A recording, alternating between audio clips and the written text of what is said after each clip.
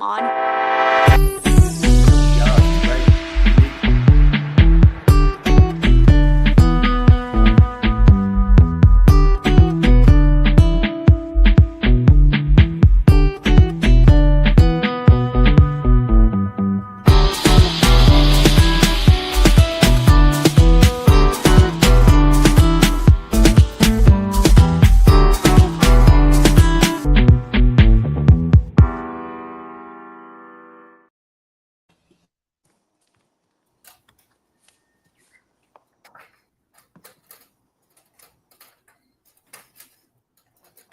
She's muted.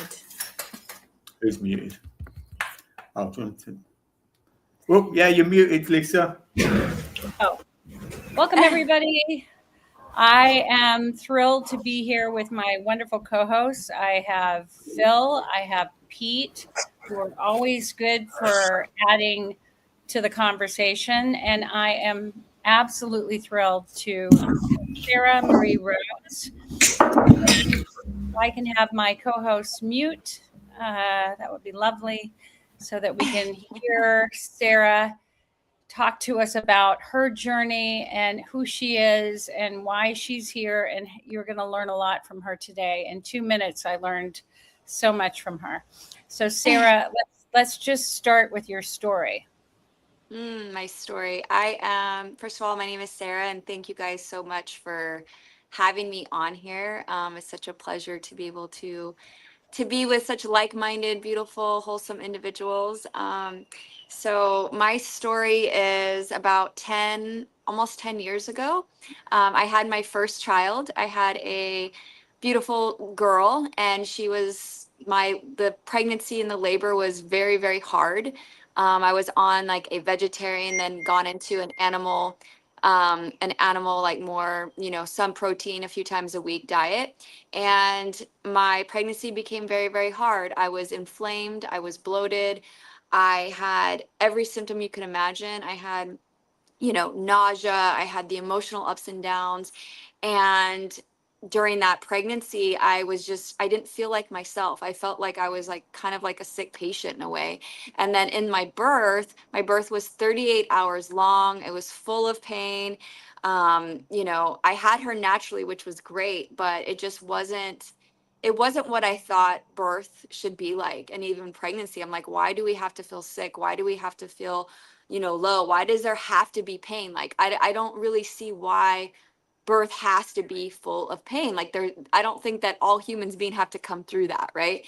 And so after my experience, my postpartum was really, really long. I had that postpartum depression. I just was not feeling, very vibrant at all. And when my daughter was about 1 year old, I decided, I'm like, I'm done. Like I had candida, I had liver issues, kidney issues. I remember she was in front of my face and she dropped a glass and it broke. And I literally didn't do anything. I was like, huh? Almost like I was numbed. And I said, okay, I'm done. I have to do something. I have to change my life for my child and for myself and for my husband. And so I went on a grapefruit juice fast for like 10 days.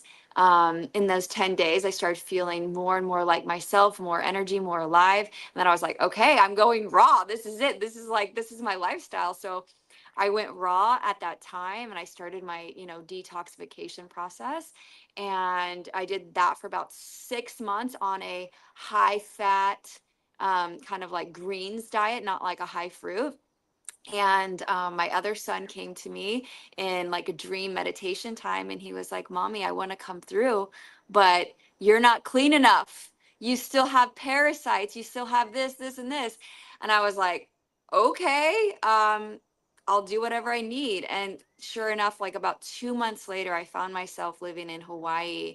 And we started eating nothing but the fruits and the vegetables here on this land from the farmers. And I started detoxing my body even more and regenerating my organs and literally eating like 95% fruit. And that's when the real healing started to happen, not just on the physical level, but on the emotional level too. And facing my fears, facing my own birth, facing my mother's birth, facing my childhood traumas, facing things that I wasn't able to see and able to do prior to my first pregnancy and birth. And when I did that for like, it was probably 2 years total, I conceived my son, and I had the most incredible pregnancy on this high fruit based lifestyle. Lots and lots of mono meals, lots of papayas and bananas and, dates and anything, and mangoes, anything that I could really get my hand on, I was eating. And it was awesome. It was just such a different pregnancy. I was full of energy. I was going to the gym. I was working out every day. And then when it came to the birth, I was literally at 40 weeks to the mark, and I didn't know that I was really going into labor because it happened so fast. For all the mothers out there, you know that you lose your mucus plug is the first thing. So I lost my mucus plug, and then next thing you know, I go inside my house. I call my midwife, and I'm like, hey, I lost my mucus plug. She's like, I'll take my time. Don't worry about it. It's not gonna, you know, it's gonna be a while, especially because you had a 38-hour long for your first one. And the second I hung up with her, I literally got down on all fours. My water broke.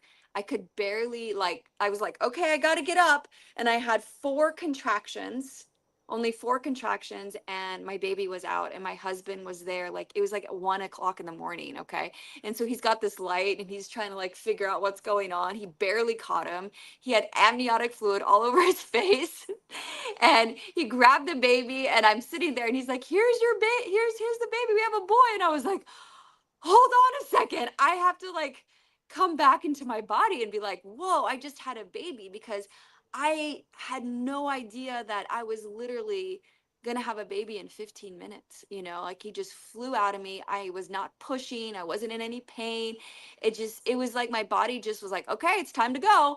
And it went, and I stood up, I slightly squatted, and he just came out. And then shortly after that, about 30 minutes later, I birthed the placenta, and I did a lotus birth. And our whole purpose was to have an undisturbed pregnancy and birth, very natural process for not just me, but for him as well. And so we did a lotus birth. And right after he was born, I was eating bananas. I was getting up, having mulberries and juice. And my daughter was there, and she was like a part of the process too. And I was just happy and easygoing. And like, we hiked 4 days later. As soon as the placenta and the cord came off, we went on a hike. And so everyone was looking at me like, how are you doing this? Like, you should be in bed. You should be, you know, like, upset, and you should be sore, and all these different things. And none of that existed in my reality.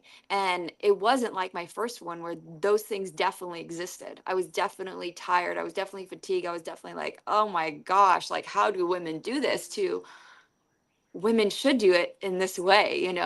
And after that, I just stayed on my raw food journey, and I've been 9 years raw now. And I had my second raw food pregnancy and birth about almost a year ago. He's 10 months now, and that was very similar to my first. It was super easy, had tons of energy, and I was 40 years old. So it's not like I'm like super young. Like, I am, I'm 41 now. So I was 40, and he came out in just 45 minutes. Again, no pain, no pushing. And it's just been an easy, joyful experience. And so my husband and I now just love to help people understand that there's another way that we can have children, and we can bring in these children that are coming through in such a more easeful, joyful way. So that is my story in a nutshell about my pregnancies and births, and what we're here to do, and how we support people. Wow. I just that's quite a story how you started. What I heard you say is you started with just what everybody kind of it calls a normal pregnancy, right? Hmm. Hmm. Pain, trauma, recovery, postpartum, fatigue, and just feeling overwhelmed, and Totally. yeah, and then having the contrasting experience twice of ease, connection, and being able to return to life and be integrated. So tell me about people's responses when you started sharing your own experience of giving birth. Mm. You know, people were shocked. There's like a lot of people don't believe me. You know, they're like, there's no way, no way. I don't believe you. You had no pain. Like they're like, no pain. I'm like, no. And they don't believe me. Um, and then or sometimes they say it's just a fluke. Like that's just a fluke. Of course, on your second and third babies, it's so much easier, you know? And I'm like, okay, but did you have it in like 15 minutes and 45 minutes and like literally no pain and be able to like be active afterwards, you know, and felt really good through the whole pregnancy? Or even when I say I don't have any nausea, because that is like a huge thing for women, is they always say they have a lot of nausea, and that's why that preparation before is so important. I'm like, well, that means your liver needs some extra help, you know. And so people don't think about those things. They prepare for so much in their life, for their work, when they're going to go to college, when they're going to, build their house, but they forget to actually do the groundwork and prepare for their child, and they know that if you do that, you'll probably have a different outcome than what you expect, but most of the time people are just wanting to just get pregnant, and then have an excuse to fulfill all their cravings. It's like, I'm gonna have my pizza and pickles and Nutella all on one piece of pizza, because it's okay, because I'm pregnant, you know? And so it's kind of like, I feel like, I don't want to say an excuse, but they can go into that mindset of like, I can do whatever I want when I'm pregnant now, versus the opposite of like, wow, I should be more conscious about how I'm feeding myself, how I'm thinking, and my actions when I'm actually pregnant, because my baby's feeling it too, So that's probably the biggest reactions that I have. It's just that, how did you do it? It's a fluke. um, it's interesting how people discount and normalize like such a different perspective. So I'm really curious because we have two men on the show. I want to have them ask questions from and share with our listeners their own unique perspective. So I'm going to begin with Phil. Phil, if you want to go ahead and put your microphone on and fire away. Hi, Sarah. Oh, great journey. I'm not a dad. I'm not a dad. One of the things that I did go, I had a girlfriend of mine about 26 years ago, and she was trained to be a midwife. Mm. So I went through that whole training with her, going to the talks and the lectures and watching all the women come together in Russia. There was a village in Russia where all the women went to the sea together and they all gave birth at the same time. And part of what I learned was what you're sharing, not with fruit based, but with pain free, and it just, so the thing that I learned, and I kind of know the same as you knew, but you're a woman, so you know. Whereas, I had this idea that it didn't have to be like this. It doesn't have to be like this. So, having been around Pete, where he's had a few kind of raw babies, and having him share the experience with me, not being there, but sharing it with him, and yeah, listening to you talking about it, for me, it's really, I know I'm supposed to be asking you questions, right? But it's really exciting, and looking at how radiant you are, and how clear you are, and how clearly you speak, and listening and listening to your journey. And the interesting thing with my own birth was my mum ate a really raw food diet for my birth. She didn't mean to. It's just she found herself, when she was preparing dinner for everyone, she would eat all the raw vegetables and then she'd cook it and serve everyone else food. And out of the three of us, I was the only one she did that for. Wow. And now, and also she said that they got to hospital. I was born and they came home again. And that wasn't her experience with the other two. Wow. So yeah, questions for you. It's Well, it's exciting, and it's a real revelation to hear you speak in the way that you have, with such clarity and joy.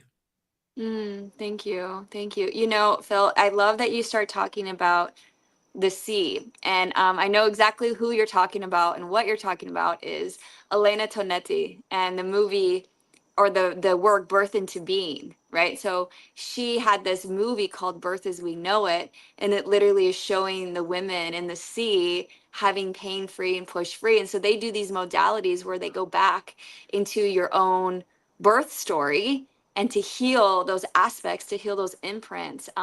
It's interesting because I did a session with a woman that was trained by them in LA with my first. So I did a little preparation. I got to go a little bit back into my own birth story and like see some of the imprints, but it wasn't until my second son where I got to go much deeper and understand my actual birth. And what helped me understand it more was actually doing the cleanses in my body to actually understand where the disruptions were, where my anger was, like having the frustration. I was a 6-week preemie. So I was in like an incubator. So imagine I'm like, where's my mom? Where's my mom? You know, like you get super scared as a baby versus somebody who goes straight on their mom's chest and is with their mom the whole time. And people don't realize the imprints that happen inside gestational period. They say it's, you get 95% of your programming in the womb, right? So whatever your mom is thinking, feeling, eating, like you are feeling it too, and you don't know if those are actually your thoughts or if they're theirs. So when you grow up, right, you start having all these feelings and you don't realize like, oh my gosh, maybe this actually isn't me. Maybe this is how my mom felt. Maybe how I was birthed is how I'm seeing life. But it's actually not really true because that's not my perspective. It's just what I felt. And so I notice when people go through the process of not just healing their own birth, but then doing the fruits and the vegetables at the same time, what happens is it starts taking that crystallized energy out of your body and starts changing your physical makeup and your molecules. So when that happens, those memories, emotions start to come out more clearly, and then you're literally rewriting your body, you're rebirthing yourself.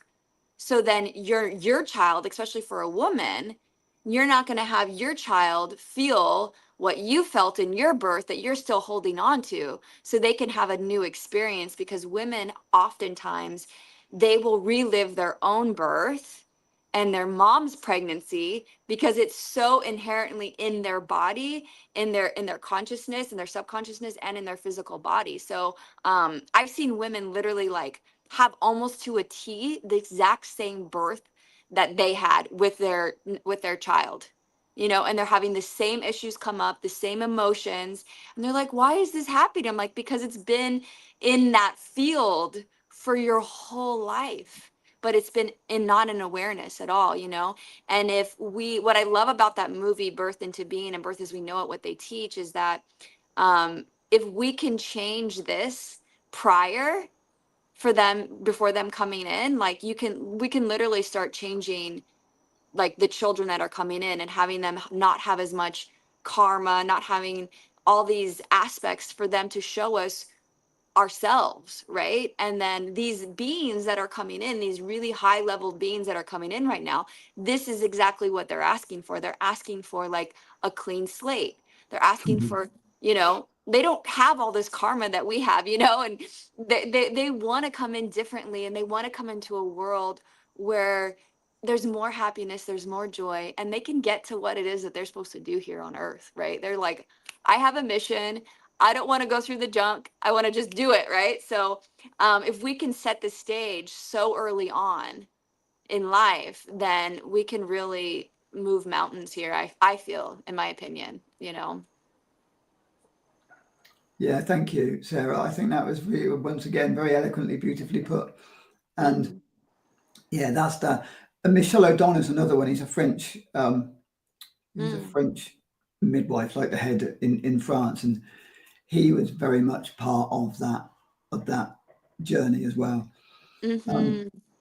So yeah, to actually see you and hear you've gone through it, and you know, the radiance and the clarity that you bring is, you know, very lucky, very, very lucky children.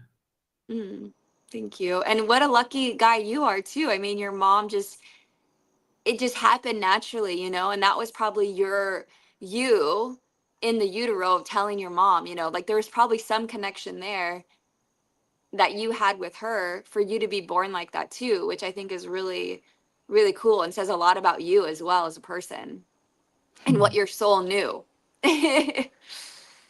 Yeah, it's been most always been very strongly pushing me along. Yeah, it's interesting when you come in with a strong soul and a strong soul mission, and it doesn't matter how much you fight and argue, it does manage to guide you in the right direction eventually. Yeah.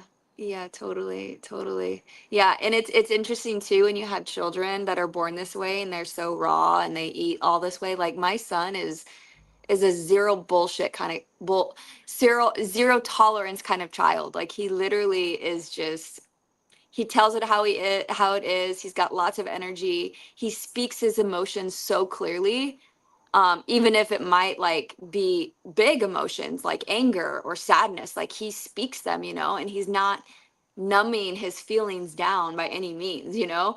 And so like his soul, like you said, that strong soul, that strong, it's just like it's full on, you know, and he doesn't have to like try to remember. He's not forgetting. And I think that's like the difference, you know. And oftentimes parents will, you know, when their kids have so much energy and they've so much life force and they are, what's it called, I don't want to say disobedient, but they're quick to have reactions. Parents will often try to find foods to numb them down, or a TV. They're like, okay, well, I'm just going to give you some Cheetos, and then here's a TV, you know, eat your Cheetos and watch TV, right? Because they can't handle how loud or how open that these children can be, you know, and they just want to numb them down. And then all of a sudden, the children just continue to do that through their life. Well, like I was shut up as a kid. So now I'm just going to continue to eat that way and continue to go on TV and not feel my emotions, right? Versus like trying to teach them how to like work through their emotions in a good way, you know?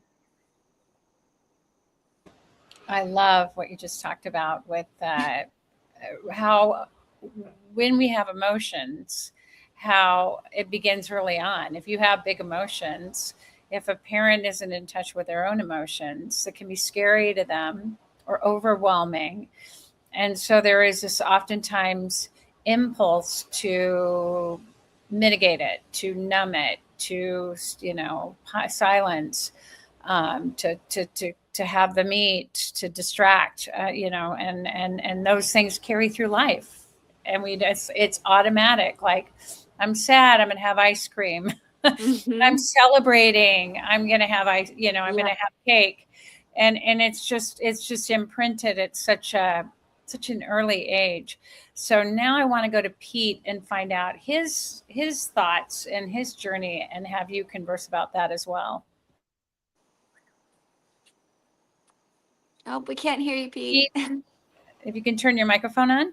I've just done that. I'm having a few problems with the computer here, but wow, I mean, me and Sarah have had shared some time as well. So I had on us the Living Field live stream. So it's so amazing. When I heard the story, my partner mentioned it. I'm like, no way. And I had to quickly research. It's like, so I quickly got in touch with Sarah. Sarah, really would love you on this live stream, the Living Field, to get your message out, you know. And you know, there's so much. And you know, thanks, Lisa, Phil, you know, beautiful sharing. What I've realized is the other thing is you're a mature woman, so people can't just say you're running on this idea. You know, you have two other, you know, you've gone through the worst I would say not the worst, but a very average kind of, let's just say, birth, on a mainstream diet. So you can see the contrast, and then you've had two more, and you're sustaining it because it's obvious, because of you're looking after yourself and sustaining a better lifestyle, a better intake in terms of your body, and you have so much more awareness. So there's so much to say. Interesting when you mentioned you were guided. I mean, it coincides with Phil being the baby coming in, trying to navigate our vessel, the mother's vessel, So that was really interesting. We've had that so many times. We had it with our little Zola. We're having it this time. My partner got, I'm not coming in until you do literally 10-day water fast. It was specific, So, and we had done them. And before she did actually do that. And before Zola, we both simultaneously, before we actually got together, had done some fasting. Funny enough, Beltane 5 years ago was when I did my 8-day dry fast, which was interesting today. So, and she was on a 14-day juice fast, and we did other fasts simultaneously, and then we got together. So, and Zola was conceived. So on a level, I would say by divine intervention guiding us, there was so much synchronicity with allegedly lost relatives on my partner's side and allegedly lost siblings and mother on my side. So all little things were popping up, and it was just like, wow, it's like they were working hard. This is what we realized. They were working hard to get us together. And there was an auntie of my partners who was very more plugged in, and the stuff she was coming out with, it was amazing. So people could think we're nuts, but once you clear out, you really are in tune. You get all these. I know, that's okay. But me and Phil know we're not nuts, really. But once you get more in tune, all these little messages come through, because like you mentioned, you're clearing the trauma. You're clearing all the lineage of more the mum, but you still got the dad's influence, even though we're all going to come from our mums. So it's so interesting. Once you clear that, it's so obvious in your experience. You've cleared it, and you get more clarity, more pure messages come through, and it just is. There's no monkey mind anymore. You don't question. You just get to the point of, a bit like your son. He just is blunt. You're just doing. He's not got all these filters. I shouldn't. This, I'm worried about this, peer pressure, all this nonsense we're piled on us. And it's amazing. I didn't know the 95%, up to 95% imprinting happens in the womb. I know it was massive, but I didn't hear the percentage. And when I think I am actually writing I've had these notes over years, writing about many things. So compiling this Living Field Children as Mirrors book, should I say, small book, but it's just getting these points across. I mean, your points are beautiful. You should write a book. You might have already. But because people can really learn from this, if let's just say the system and society was more supportive and had our best interest at heart, you would be massively out there. People with your story would be all out there if our interests were at heart. But unfortunately, they're not. We us more dumbed down, traumatized, are kind of easy to be controlled, easy to manipulate, and all that stuff. So it's amazing that a lot of us are coming through that. And what I realized when I was following through my, the lineage from my dad, it's the seed, and the story I got when they got together. It wasn't a long period, so there was a breakup in the relationship already, and then she got together with my Dad. So I must have been really determined to come in. That must, to me, that's orchestrated as well, you know. So it's a really amazing how these dynamics do go on. And then you realize there's no coincidences, you know, really do. And then you realize the perfection in many things, you know. That can sound like a contradiction, but there's lots of perfection in especially in the more clearer we are, the more in touch we are, and just you're more in touch, like you mentioned, the sun, where we're aspiring to get back to that. We will never get back to that unless we revisit these traumas that we've had that are stuck in our bodies, and then, you know, which are making us dead and decay. So, you know, it's a really good message for people to, you know, start working on themselves. It'd be beautiful if it was just normal. You know, that is normal, but it's not made normal. You know, so if everyone was talking this kind of language and it was just like, oh, yeah, my friend had that the other day. Oh, yeah, you know, it's just like, you know, but the other thing is, you know, why is it so hospitalized? You know, it's really been, I see the women and the birthing, which is the seed to it. Not, I'm going to say there's another seed to that. The seed of, you know, churning out good workers, you know. So if we can get to the women, shut them down, traumatize them, program them, then we've got all the kids are coming out that way, you know. But then, and if the parents don't know any beautiful rituals to cleanse, like you mentioned, you know, there's all these other activities we do so much research, we cleanse, but we just take for granted. The most important, you know, is the male, the seed, and the woman, you know, the earth, you know. So how is the seed? How is the earth, you know? And then can you sustain that? Are you watering it well? Are you feeding it well?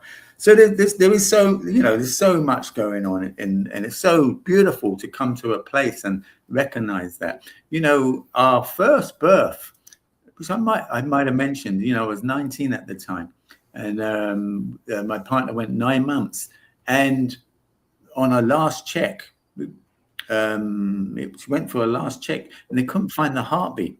So basically the baby died in the womb, you know, and that was such a such an experience, you know. Shouldn't say eye opener, but for me, then I really got to appreciate children much more than I did then, you know, not just taking it for granted, you know, and still, you know, having my stories to work through. Fortunately, I've done a few years of groups before that made me able to get through that. But I don't want to hog this because it's about you. And so I think it's beautiful. I think the more people do really work on themselves, and it's beautiful having you on, sharing your story, because it is about the mothers, you know, and us before we conceived. And even don't feel like, well, I've done it now and whatever. There's still always a chance to shift and change, you know. So, you know, so I look back, we went on to have 2 boys, both difficult. And then, so up until 9 years ago, all difficult births. I've seen both sides of it, you know, and our Zola 4 years ago, should I say, 3.5 years ago, we did a home birth, lotus birth, skin to skin, and it was so beautiful. And we were reliving what we didn't have, you know. We were reliving. I had to breathe so much, you know. That was more than I say, going 5 days on a dry fast. It was just so much more. So we wouldn't have to do all these workshops after workshops after workshops, trying to find this. If our rites of passage wasn't taken away, you know, they're all our natural rites of passage, which was just so easy and so normal, you know. So that's what I've really got to realize. And, you know, I'm going to be shouting it off the rooftops, you know, to everybody. But again, a lot of people don't like to hear that, because a lot of people don't want to be accountable. That people are very comfortable, you know, in their coffin, really, to be honest, you know. So, but I'm, you know, you, me, us here, and other people, you know, I'm going to be gunning for us, expressing that, to bring in a new paradigm, new earth, really. That's where it starts in the children. and then supporting each other in that, really. So yeah. Beautiful.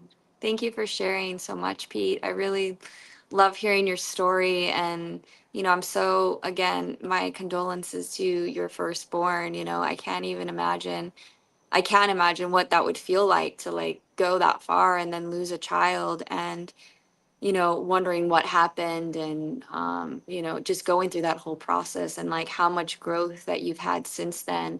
And a lot of times, like, I go deep into like miscarriages and stillbirths and all that stuff too, and connecting with those souls. And like, I'm sure you already have connected with that child. And sometimes those gifts that they give us, and I always tell women too, even if you've had a miss, like, they're always like that angelic being that's coming in to either give us some sort of a lesson, let us know they're coming in, or even just preparing the field for the next child. Like, a lot of times people don't realize that there'll be a soul that's literally designated to go in and clean up the mother, like bring in so much light, make space for that next soul to come in. And that was their only contract, was like, I'm coming in as fully service for my brother who's going to come in next, And it's really beautiful how the divine orchestrates all of it. And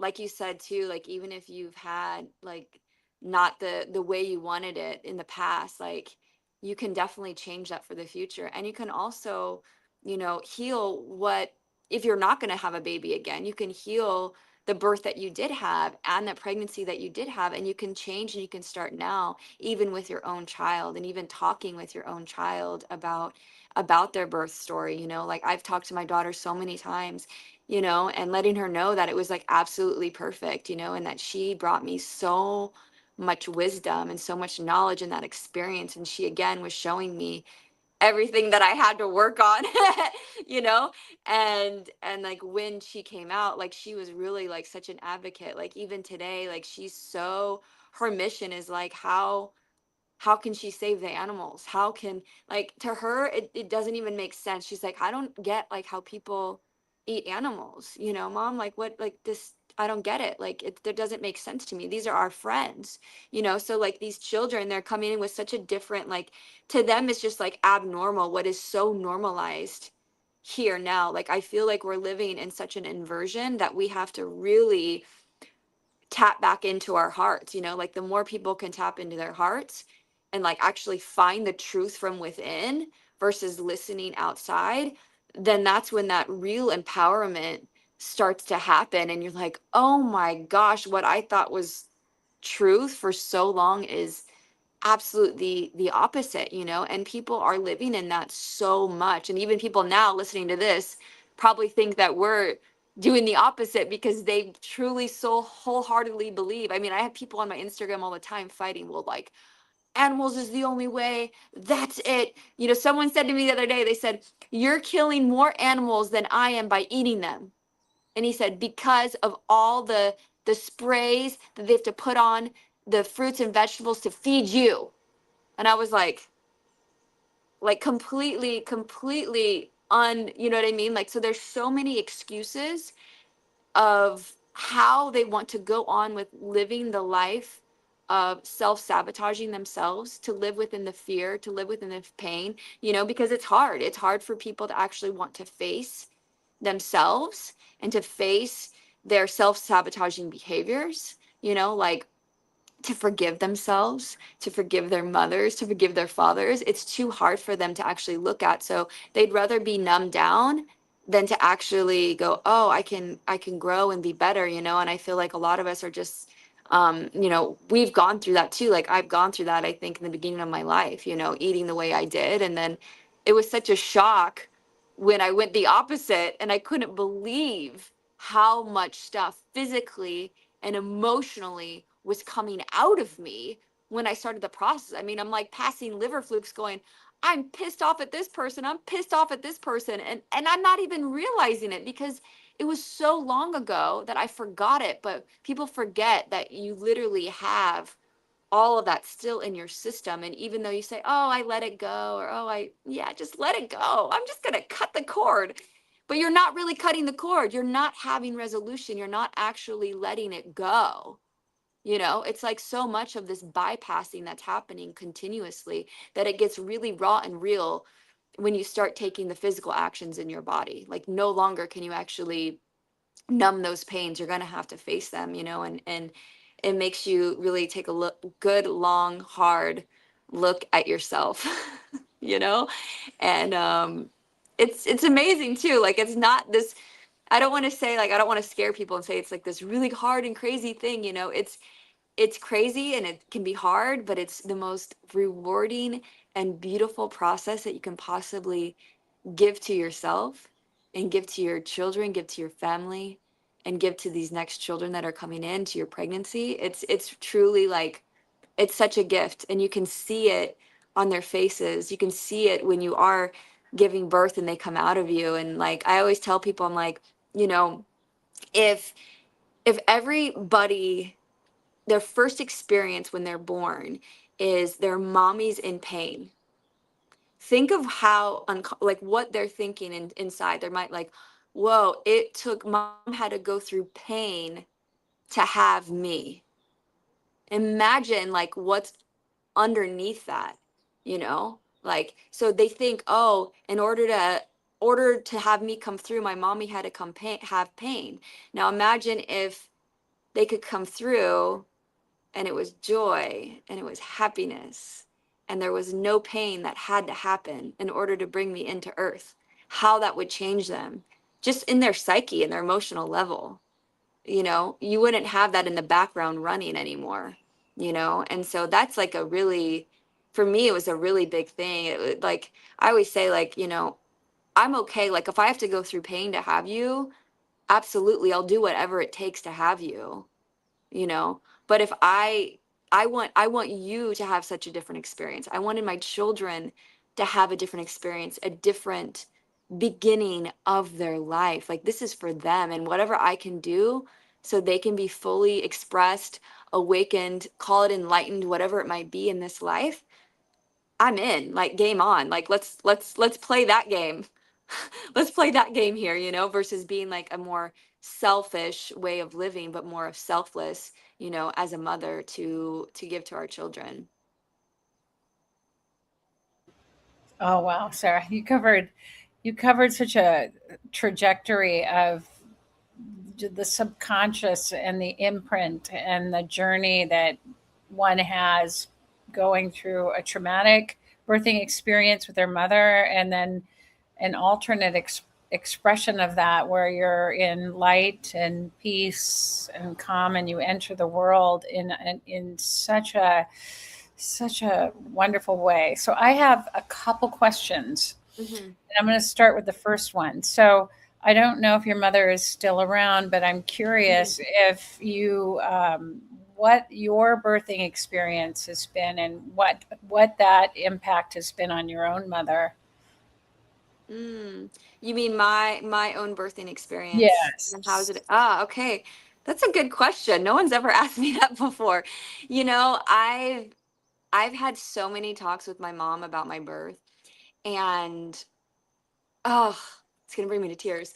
So like one of the things that I had to work on was like I felt there was this like anger inside of me that I was like, "Mommy, where are you? What happened? Like why couldn't you hold me? Why did you leave me in this room without you?" You know, and my mom, when I talked to my mom about this, my mom was like, "Honey, I was at the door waiting every single moment I could hold you. I could.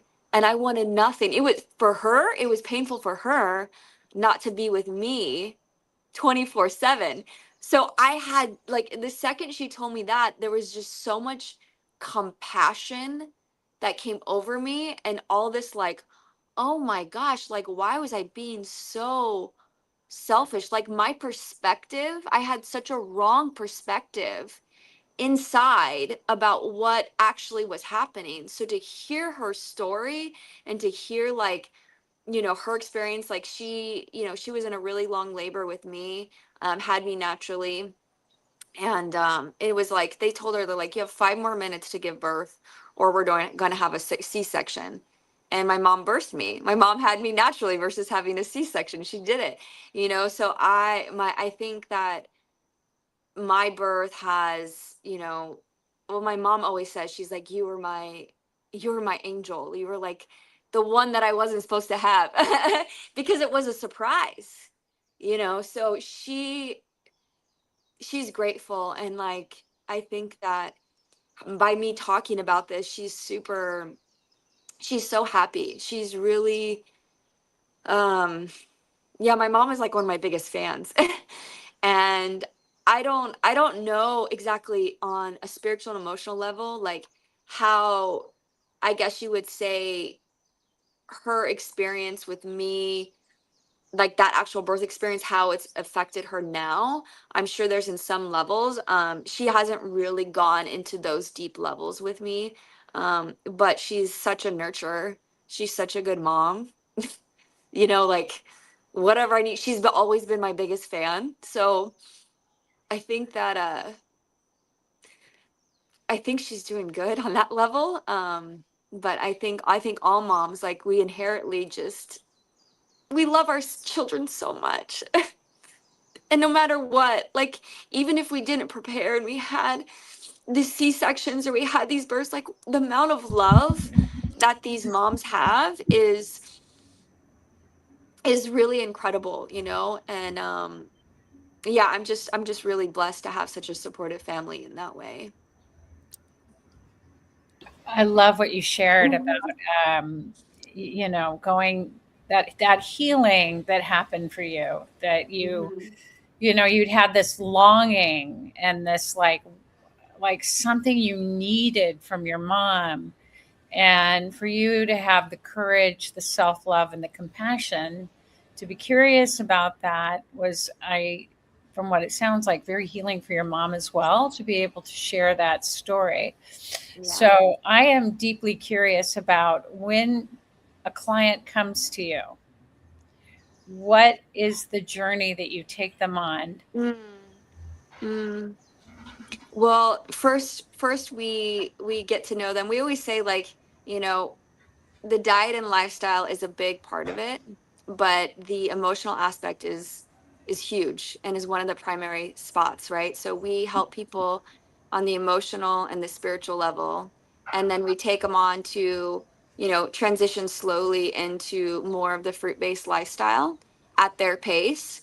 And then we also cleanse them. So we're systematically going through every organ, but then also tackling the emotions that are also in those organs, so then their body can be cleaned out emotionally and physically, and then regenerated and strengthened for them to conceive their child, you know. And so they can have that perfect, I don't want to say perfect, but that state, or that clean slate, for them to be able to optimize their birth and to be able to absorb nutrients, grow a healthy baby, have a happy, healthy pregnancy, and then have, hopefully, you know, a pain-free birth experience. I know some people, you know, it's not in my control if that happens, but if I can do anything that we can on our end to get them as clean as possible in that way, we definitely do that. So we take them as far as they want to go, and we work all aspects, you know. I love that. I love that Mhm. you address each organ. You go through a full cleansing, that you allow people to take this journey at their pace, which I think is really important, because I feel like that's a good way to set a mother up for a really individualized and, self-loving journey, as they Mhm. go on this journey to give birth to a human. I mean, which is like, really, I mean, if you look at it, it's like there's nothing more magical than birth and death, I think, and when we're at our most powerful, but we're also at our most vulnerable. Yeah. Okay? Yeah. So I am deeply curious. We have this surprise guest. We have Lisa, with two S's. Nice to meet you, Lisa. I want to know more about you. Tell us about you. Yes. So I was invited by Dorit for the final. I only have 5 minutes because I have a live soon with Dr. Doug Graham on my Instagram. But she invited me on just to share a little bit about the Ultimate Raw Vegan Bundle that's going on right now. And she's part of it. She has her new ebook. It's 20 sassy salads and scrumptious sauces and everything. Her ebook is in there. But I've also released my brand new Pause Please Perimenopause ebook coming from a raw vegan perspective. My husband has his raw recovery ebook that he wrote for dental surgery recovery. So if you or someone you love is going through something and you want to stay raw and you want to have raw options like smoothies and raw soups, nice cream. So he has some recipes in there, and he talks about his journey with his dental issues that he had. But we also wrote Make It Raw Volume 5 with Chef AJ, and there's some really fun recipes in the bundle. And I know you can find the link in Dorit. Dorit should have the link for everybody to purchase the bundle. So yeah, she just wanted to have me on to share a little bit about that because we just launched today, and it's available until May 11th. So yeah. And where do we find all this, Lisa? So I can actually I'll leave my link in the chat. But Dorit should have her link as well available on her Instagram and stuff, hopefully. But I have the link in the chat right now if you wanted to head on over and check it out. It's only $50. And actually, Dr. Doug Graham and Chris Kendall got together and they recorded over 17 hours worth of interview content all about the 80-10-10 diet. So it's like it's a deep dive. There's over 17 hours worth of video in that course. Wow. And they're going to sell it for $747 after the bundle. But if you buy the bundle, it's only $50 and you get access to that. So it's amazing. I know there's so much good stuff in this bundle. So definitely worth checking out. Thank you, Lisa. I appreciate you stepping in on behalf of Dorit and sharing with our community, because I know we have a lot of people that are really curious about all this stuff, and some may be feeling like I really want to start, but where do I begin? And it sounds like you're giving them a path to get there, and I appreciate all the wisdom that your community has gathered for the people that are watching and their friends. So yes, you are so very welcome. And as I mentioned, I'm going live with Doug in a few minutes here. So, but I'm really happy. Thank you for inviting me on for a little snippet of time and for, everything that you share too, because we all have something to share with each other, and inspiration is really where it's at. Because if we can be inspired by each other, we can all change and grow and, fix the world. Right. Thank you very much. Yeah. Thank you. Awesome. Thank you, everybody. So I want to go to Pete, and because we're getting towards the end of the podcast, and thank you again, Lisa, for joining us. So Pete, if you want to just kind of anything that you would like to bring to our attention or share with Sarah would be appreciated. Yeah, I mean, again, it's such a beautiful topic, and I have experienced quite a few births. Of course, I'm a man, different to a feminine. But the other thing, I realized I was breastfed till I was about a year, which was an amazing start. And I was home birthed. And my mum had 6 of us. I was the youngest of 6. And when I would ask her, she's passed away about 10, 12 years ago, apparently it was all easy. And no one didn't want to hear that story. We were all easy. And it's like, what? No, it was all easy. It's as if she loved birth, Not sure why. I shouldn't say not sure why, but let's take that back. On a level, I can see why. That was wrongly put. But in terms of, so I'm the youngest of 6, so there was 6 of us. So, and I realized looking back and going on deeper potential regressions, breath work, you start to pick up on what was in her field as well. So there was turmoil going on, and we had lots of turmoil afterwards, different stepdads coming in and stuff like that. And, I was quite a traumatized child, actually, looking back, having to go through so much of this trauma, even though we had a great birth, or how I had a great birth. So it's really interesting revisiting all these pains. You know, you don't have to revisit every one of them, but you tend to revisit the main ones that are really getting you stuck. So people don't panic that you have to see every one of them, you know. And as Sarah mentioned, it's so beautiful. You really do blossom. If everyone knew how you blossom, or how you can come through a very crippled time that you don't even know you're in a crippled state, you know, until you come out of it, because you're so used to that state. And what you mentioned about the birth, you know, we just feel the field, the energy field. So we don't think. So like you mentioned, if your field is good and okay and relaxed when a child is born, then that's massive imprinting, as well as in the what goes on whilst the baby's in the womb. So yeah, like I mentioned, we went on to have 2 more boys. Then we did separate 5, 6, 7 years later, and I did have a daughter. She's 24 now. But going back to when she was about 5, when she had the same thing about animals, we would go in markets, and then she'd hear the like auctioning off, you know, flesh, which is horrific when I think about it. And she'd be just going like, you know, like, you know, Satan, which she was in tune then. And she's still in tune. But, you know, peer pressure, schooling, and the conditioning, you know, which is made norm that we get imprinted on, you know, what we get imprinted with. So, yeah, there's not, I mean, I can share loads of different stories, very much with the correlation of what we carry, and we are very self-fulfilling prophecies until we resolve that, you know.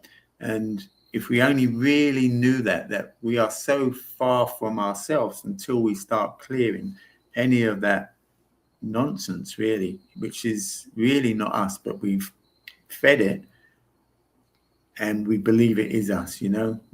So it's like we self-perpetuating this kind of identity entity, you know, whether it's the old paradigm, Pete. You know, I've realized I've shifted about 4 or 5 times. It feels like I've had 4 or 5 incarnations just here alone. And that's, to me, how it should be. And going through another chapter and another chapter, it's like, wow, how many chapters can I do, you know? And it's just so beautiful, you know. And so that's my bit anyway. So it's beautiful to have you on, Sarah. Beautiful to hear the stories as well. Thank you, Pete. I love how you've been through many chapters, and I just love that perspective. So, Phil, how about you? I would love to hear more from you as we're getting ready to leave the podcast. Oh, 2.5 minutes. So it's been really interesting. Thank you, Sarah, for sharing. It's been very insightful. And actually, my partner Emily that I'm with now, you know, she's going, do I want a child? Do I not want a child? Do I want to bring a child into the world? Do I not want to do it? Oh, I want to do it. No, I don't. It's an interesting journey. I'm just holding that space with her, for her, exploring it, encouraging her to dig deep. So when we finished, I'll get her to watch this, Sarah, and I'm sure, without a doubt, she'll be really inspired, and it'd be great to chat with you sometime. Yeah, the fruit's the way, right? We know, we know the fruit, the detox, the rebuilding, tearing down, building up. That's what we've got to do, and the emotional birth work. I've been doing quite a bit of that on my.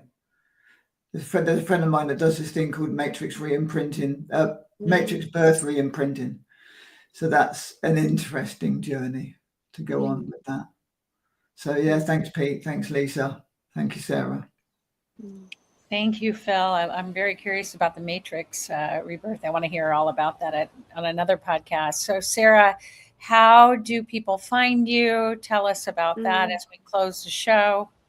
Yeah, thank you so much, first off, guys, for having me here, being able to share this beautiful message, and just such gratitude to all of you guys. Gratitude to Dorit. I'm sorry you couldn't jump on here. I was really excited to meet her and talk with her.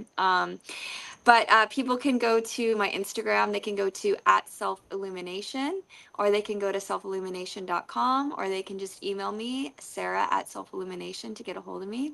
But usually I'm primarily on Instagram. I share on Facebook, but Instagram is really like the place to go. And I wanted to, if it's okay, can I share something with Phil really quick? Yes. Um, about your child, the child that wants to come in, I would say have both of you start a journal and start trying to communicate with the child if there is a child that wants to come in, and that might make it easier for you guys to decide if you want to bring in another life. That's beautiful. That we're going to leave on that note. Thank you to everybody for being here, and have a wonderful week.